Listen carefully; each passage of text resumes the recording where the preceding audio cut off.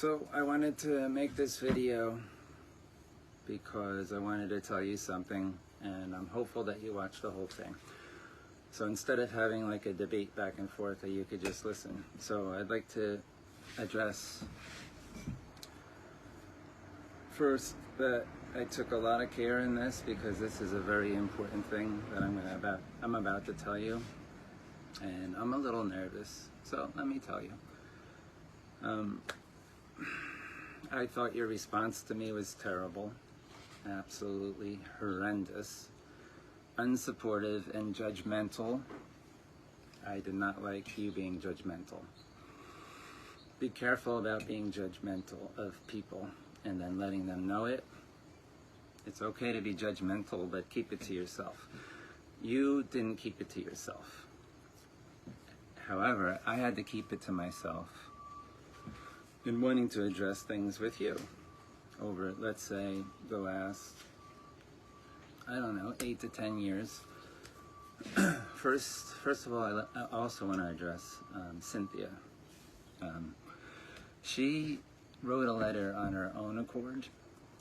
She understood the disintegration of my relationship with Abby, which I regret deeply and I'm trying to repair. Now, she lost her brother. Her brother died of cancer, and he was in his late 30s. I think he was 38. So she lost her brother. So she knows about how important family is, and she wishes her brother was back. She talks about it all the time. She loves her brother so much, and I do love you, Chad, very, very much. I didn't put her up to it, and I resent you saying it, assuming that she was put up to it. She wasn't. You should be so lucky. She's a wonderful, wonderful girl.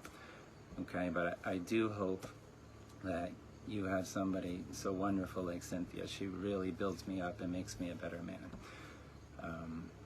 She did that because she wants so badly for me to be at peace. She sees how not at peace I am about what has happened between the three of us. I could only offer my intentions is to improve those relationships with both you and Abby. But you can't be a roadblock to that. Your response to me and judgment on me was a roadblock. So let me tell you a little bit real quick, and as quickly as I can, because there's a lot of things I have a problem with you, Chad, but I've dealt with them in a different way. In a different way. Maybe it's not perfect, but I never judged you. I've always offered you forgiveness and support. There's a time when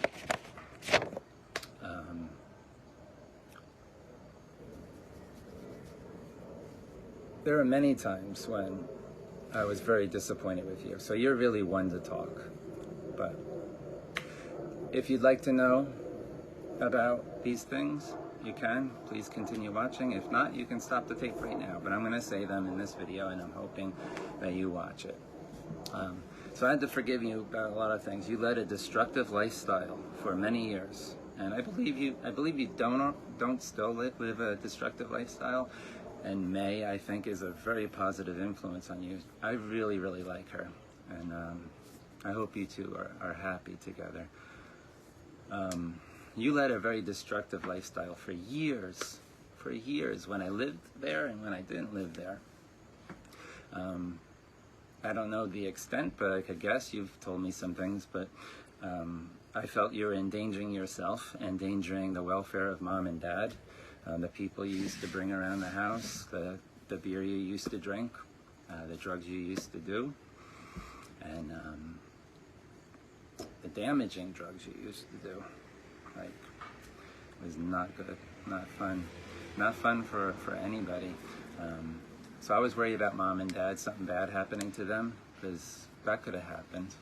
A few criminals around the house. I thought you brought criminals around the house. I thought you did, but it wasn't my place to necessarily say something, was it?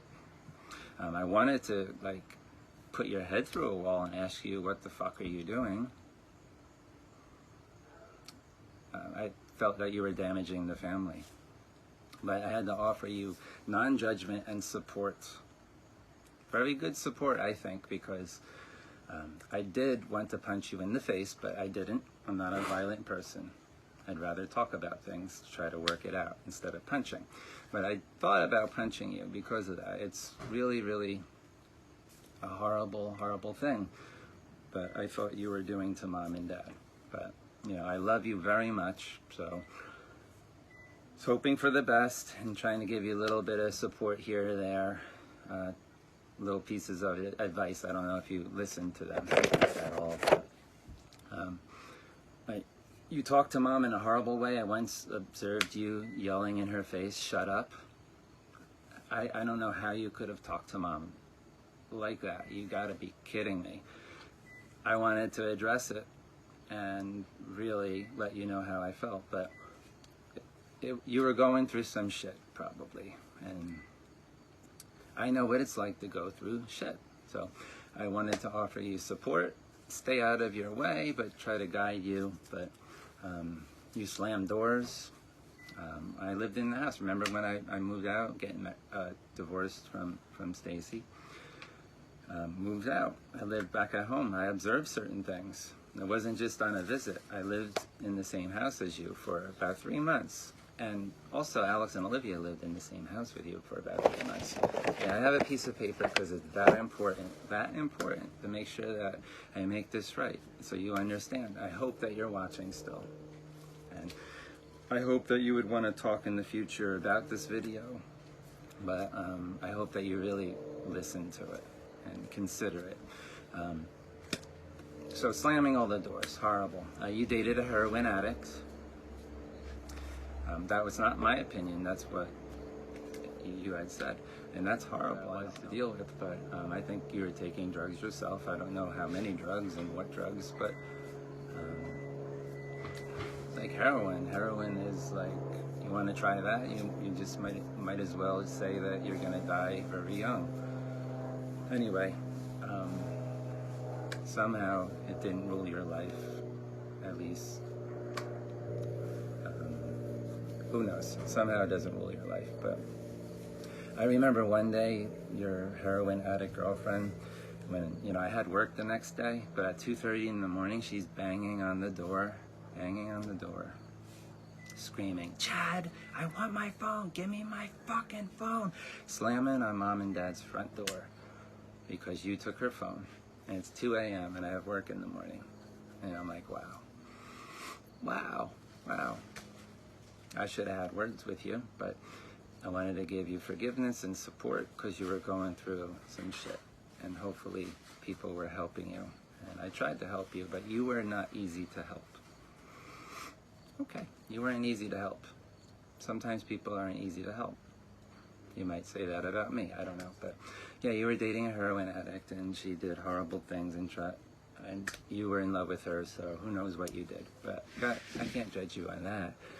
You were a horrible uncle, actually, I can say.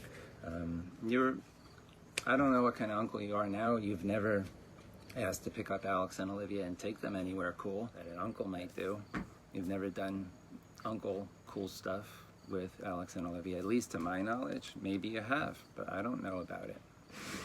I should know about those things if they're happening, right? You should be asking me. But yeah, no cool things. So I think you're a bad uncle. Not the worst uncle, but a bad uncle. And that's okay. I forgive you for that and I don't judge you. But I really am hoping that you would become a better uncle in the future. Kind of like what I'm trying to do right now with wonderful Nicholas and Joey. I'd like to know the kids. You know, I'd like to love them and hold them and spend time with them.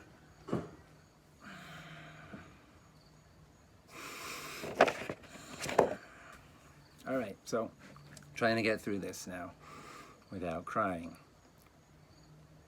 There's emotion. It's okay to have emotion, but if you answer somebody and scold them with emotion and are judgmental with emotion of scorning, it doesn't work. It's not good at all. It didn't feel good for me at all. It's horrible. Horrible support that those messages, those words, you had horrible support. Horrible support. Really, really horrible support. I'm starting to sound like Donald Trump, but yeah, repeating things, because it's that important. It's that important.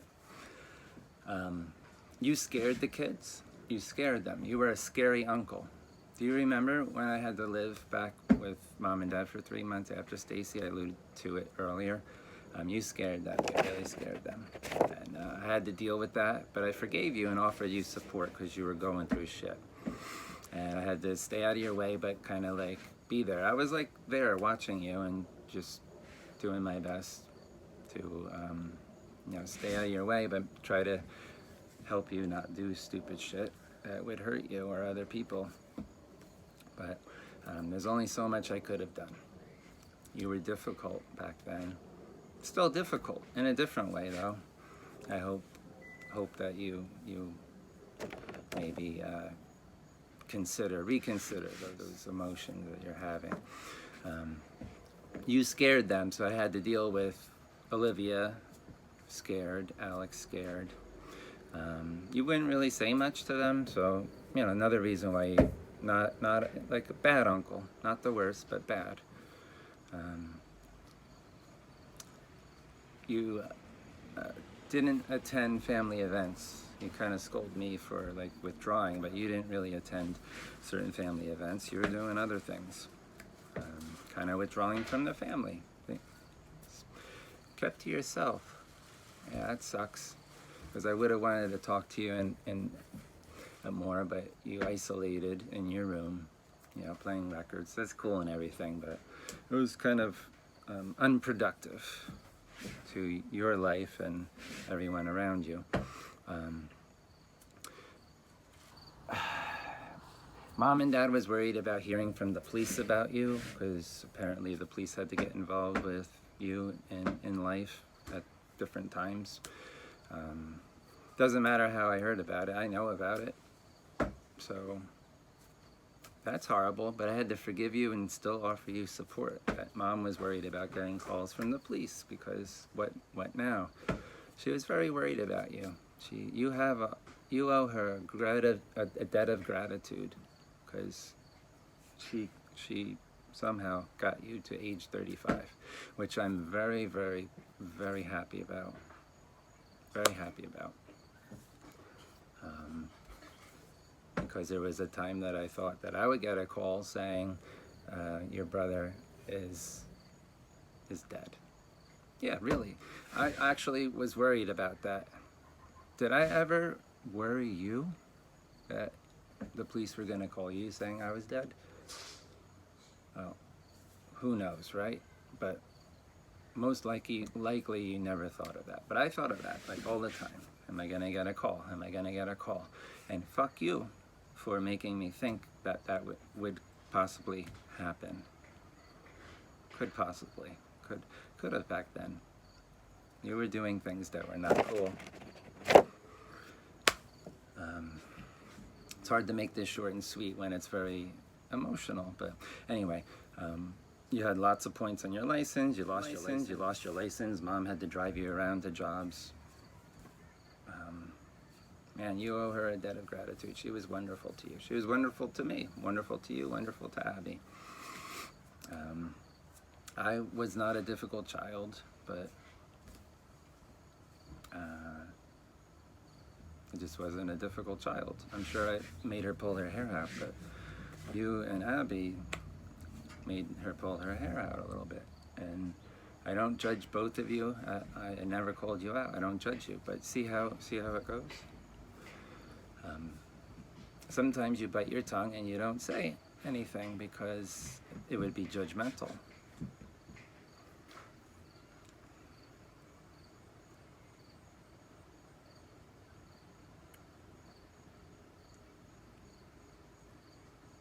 See, I don't judge you, Chad, because I love you I love you unconditionally.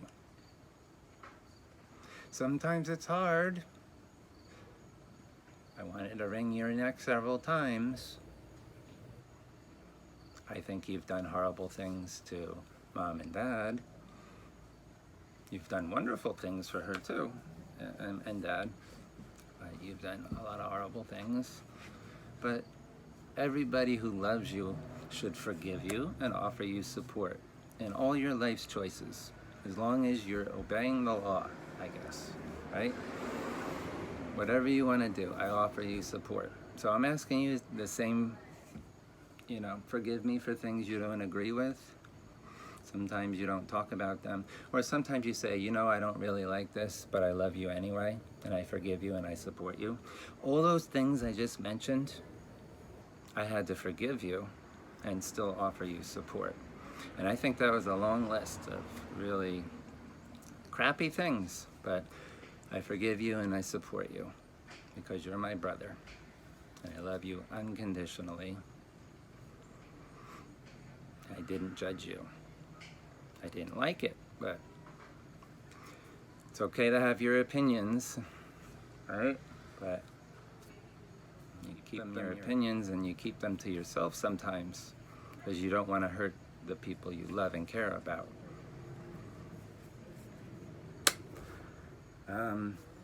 I also think that you should probably move out of Mom and Dad's house. You're a 35-year-old man, right? Have I ever said that to you, though? No. I think that, but it's not my business. It's Mom and Dad and your business and May, whatever. But listen, I don't fault you and I don't judge you, but it's something. But you see how that worked? I didn't tell you that ever. I thought you should have moved out 5 years ago. I thought that's what people do before they're 30. See how I just did that? I know that you're thinking I'm being a jerk right now, but it takes a lot to hold back.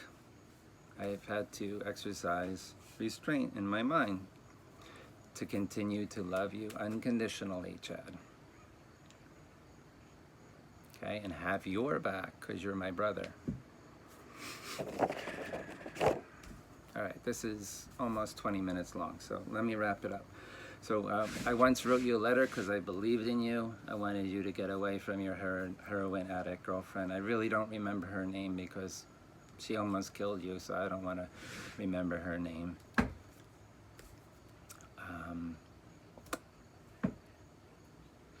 So I wrote you a letter to give you hope that you would find somebody better someday. Someone like May. Or someone else, who knows? I don't know where your mind is, but May seems to be wonderful, so I really like her. I wanted you to know that. But I don't know you guys very well, so I'd like to spend more time with you. Remember, I talked about this a long time ago. And by the way, I've been trying really hard with Abby. I think I expressed this for almost a year now, but baby steps. Anyway, see, I wrote you a letter because I thought you were going to kill yourself over this girl. So I wanted you to somehow have it hit home, and took a long time to write that letter. I think that you like that letter. I'm told that you have that letter, and I'm really, really proud of that, because who knows? Maybe I saved your life, maybe not. Sometimes it just takes somebody giving you hope, right?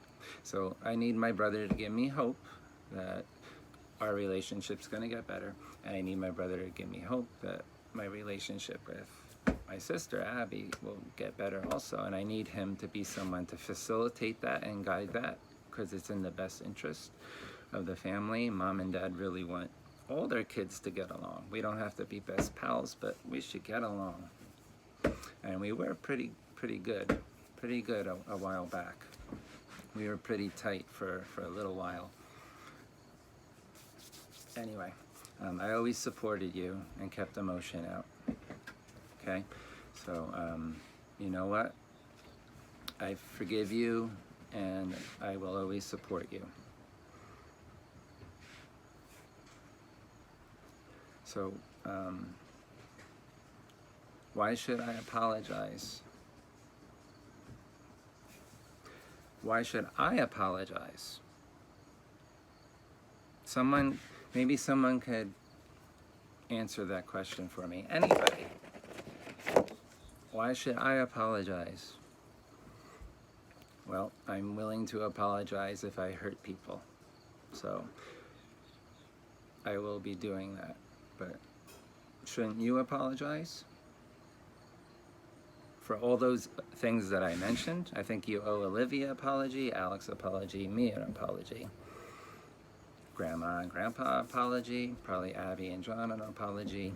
I don't know, apologize to Abby's kids, because, I don't know, are you a better uncle to them? I don't see you really as an uncle. I hope that you see the kids all the time, but I don't know. So there's a lot of things happening, and I was very clear about what I needed from the family. Support. So those who don't judge gave me support. Those who do judge did not give me support. I really hope that my brother would give me support for the reasons I was very clear about. So I want you to know I love you, I care about you, of course, and I hope you got this far in the video. Anyway. I definitely look forward to discussing with you